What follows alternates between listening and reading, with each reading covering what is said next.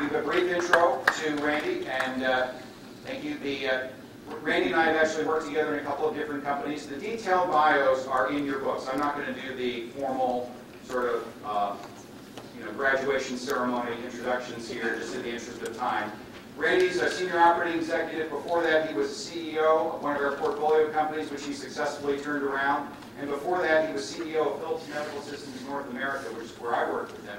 He did a great job there, leading their transformation. And before that, he spent 25 years at General Electric, where he was CEO of GE Capital's IT services business. So Randy is a terrific resource for our portfolio. And later today, he is also going to facilitate a breakout among you all, specifically for the CEOs. And we'll welcome Randy, and thank you for your support.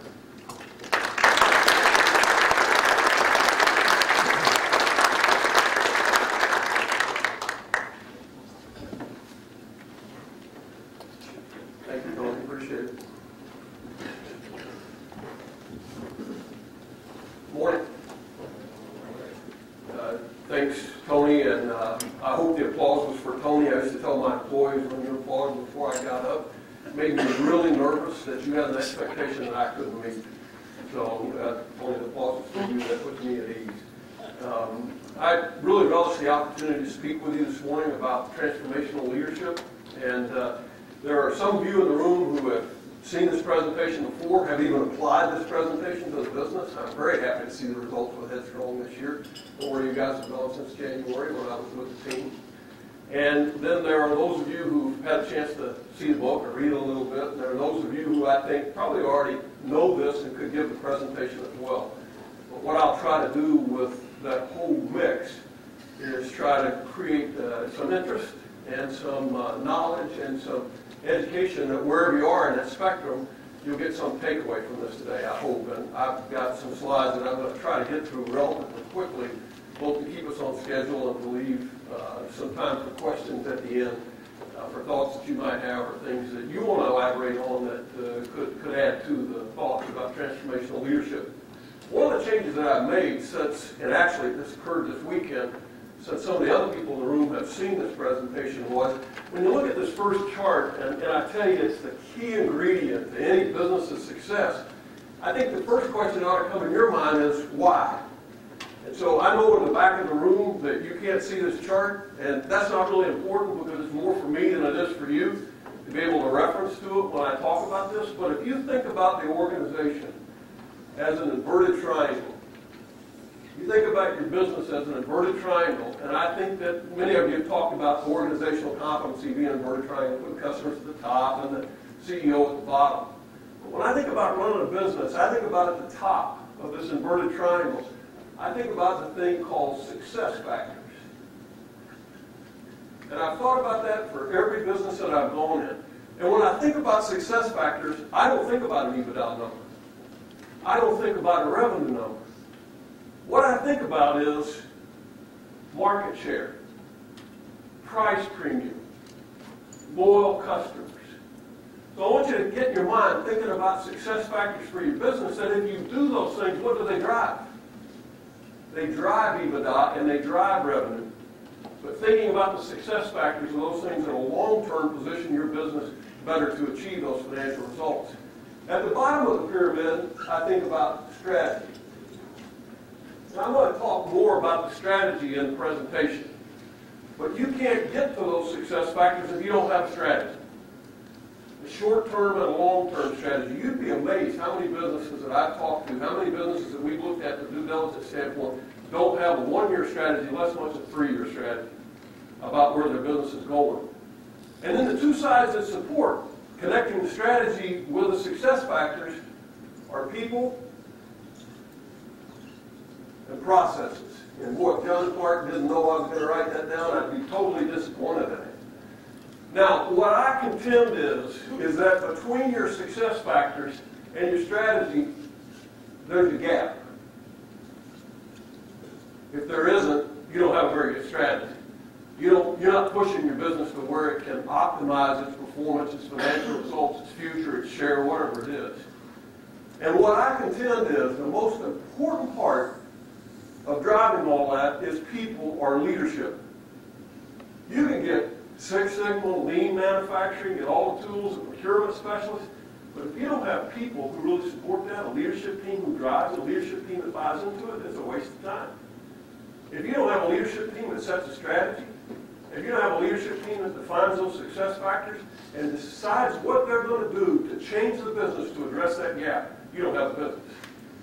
Certainly not a business that's going to perform long term. So that's the reason why that I'm going to talk to you about transformational leadership today and about closing that gap.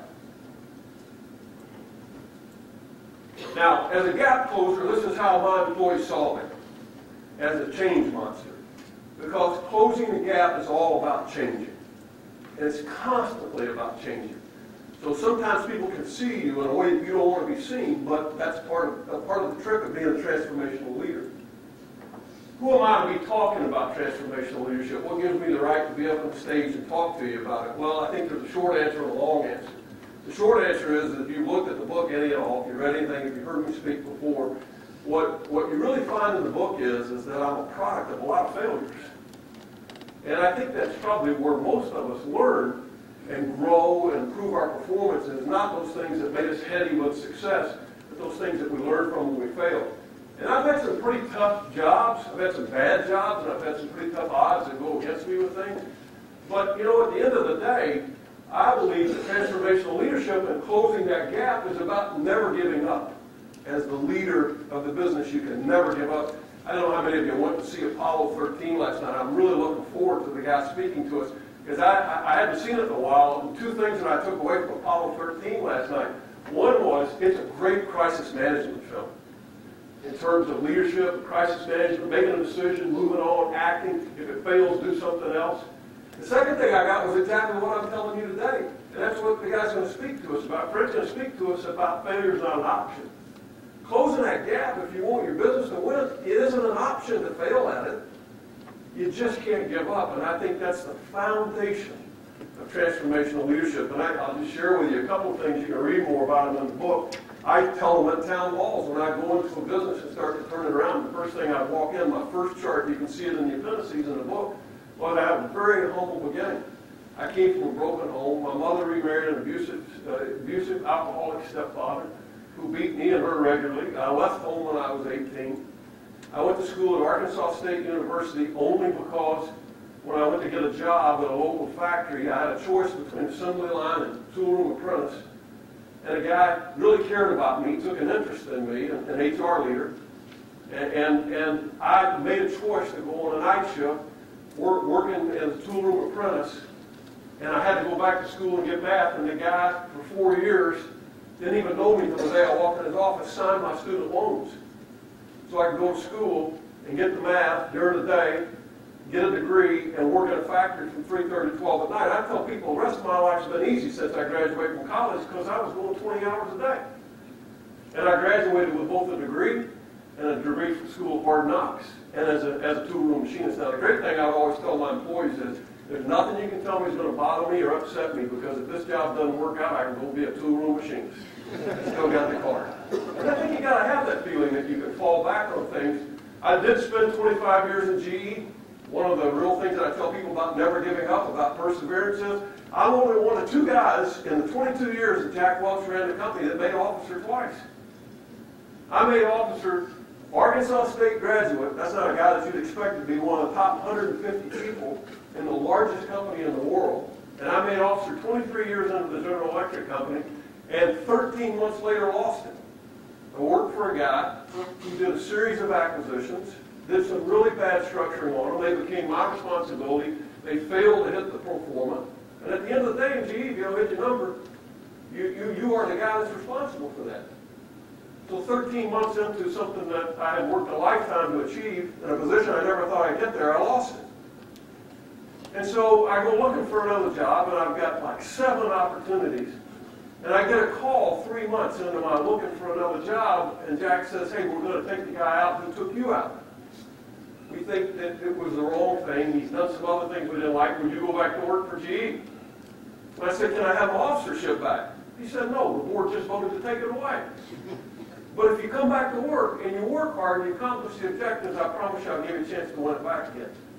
Now, he was a tough bastard, but he was a man of his word. I worked hard. I worked really hard because he gave me the worst business in the General Electric company. GEIP Solutions. When I took over the business, losing $100 million a year net of operations.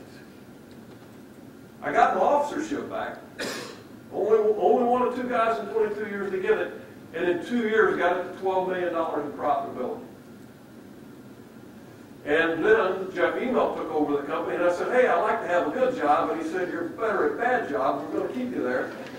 So we agreed to disagree, and I left to run the Phillips medical business. Now, if you read the book, what you'll find in Phillips, the business I took over in GE Capital, they bought the business from a guy in Minneapolis, paid him $2 billion, gave him a checkbook, and he did 51 global acquisitions, never integrated them. When I took it over, I had 7 operating platforms. That's the reason why I was losing $100 million a year.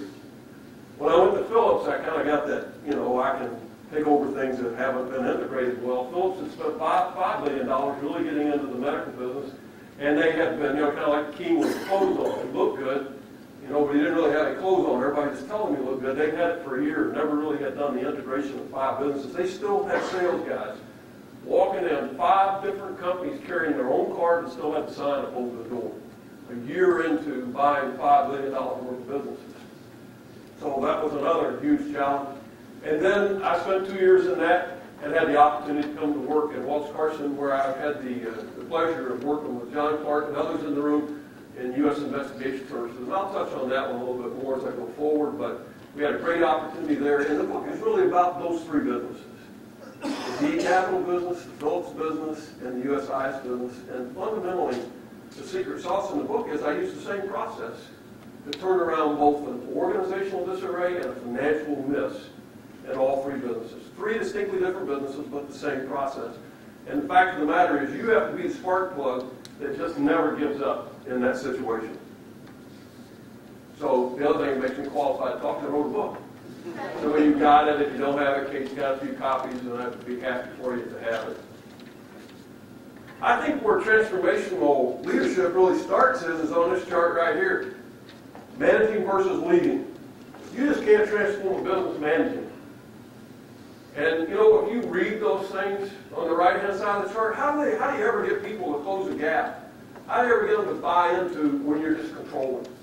When your carrots stick, when you're going to get beat up, when your ideas don't count, when there is no entrepreneurship thought process going into your business. You've got to get people on the right-hand side of the chart. In town halls, when I would show this chart, man, people's eyes would light up because they were all looking at the left-hand side of the chart. That's where a lot of the people were thinking and working was on the left-hand side of the chart in the businesses I took over. Now, what would really make them happy is I'd say, now I know you guys are spending a lot of time focusing on this side, but understand if the people you're working for don't move over here, they're going away. That'd make them really smile. They get excited about the fact that we were going to have leadership. And I'll tell you something, when you look at this, I am not a competency-based leader. I'm a results-based leader. Because you can't take people on that side of the chart and send them to a charm school and band-aid it. Getting people to this side of the chart is major surgery. And they've got to accept that they aren't the smartest. They've got to accept that things are done through collaboration. They've got to accept that everybody's got a brain. And they've got to accept that they're leading, not controlling. And it sounds like that's easy, but to get your whole organization to the leadership side of the chart is not always easy because people feel better when they're controlling things. I think there are 5, in my mind, key skill sets to closing that gap. And they are this whole culture of change, building that culture of change, growing and improving the esprit de corps, which I believe you really do through communications. You can't have a strategy, you can't have where you're trying to go as a business and have a gap and not have the whole organization know about it, buy into it, live it, and breathe it every day. And if they